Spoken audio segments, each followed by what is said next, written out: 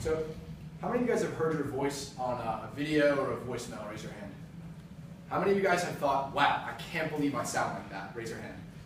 Could you imagine how we parallel that thought, I can't believe I sound like that, to the way that other people think about us? I can't believe they think I am like that. When we talk about describing ourselves in 4 objects, we're really trying to open up and say our own personal opinions, but really we're trying to mitigate the difference between how other people view us, how we want to be viewed, and how we view ourselves. So I'm going to use these 4 objects today to kind of talk about those differences, and in my conclusion I'm going to talk about why that difference matters and how we can embrace them. So the first object is how I see myself.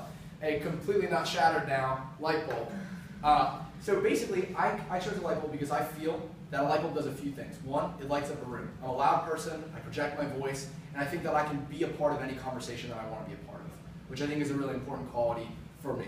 And on top of that, a light bulb kind of symbolizes having new ideas. I'm a creative person, I bring a lot of information to a topic, and if there's an issue, I like helping to solve a problem.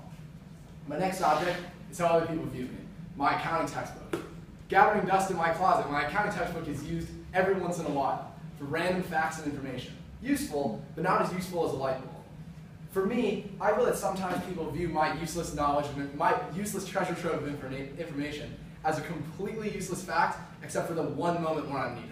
I, of course, want to be more like the light bulb, but I could see how sometimes my information isn't exactly pertinent to the topic, and I can come off as irrelevant.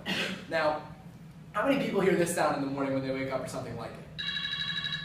Doesn't it give you a little bit of trauma when you hear your alarm sound during the day? You're like, oh, wow. So for me, that's the sound I don't want to be.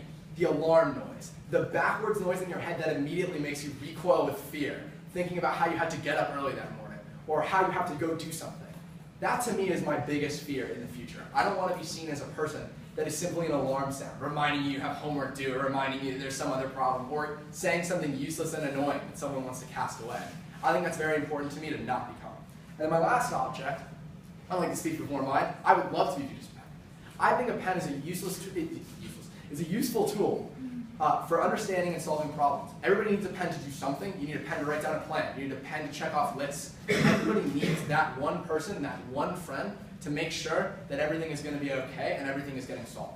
And I think that's a really important thing for me as someone that wants to be a problem solver in whatever career I want to do. And in conclusion, I think when we look at these 4 objects and when everyone gathers their objects, it's important to realize that these differences between what we want to be and how we want to be seen and who we think we are useless. We need to look at these differences and understand that we're never going to be seen as our perfect selves. We're never going to be seen as this light bulb, whatever we want to be, by everybody. Not everyone in the world is going to like you or see you as a perfect person. But the most important thing is that you view yourself as that light bulb, is that you view yourself as a positive, as an important, and as a likable person throughout society and through your life. And that's it.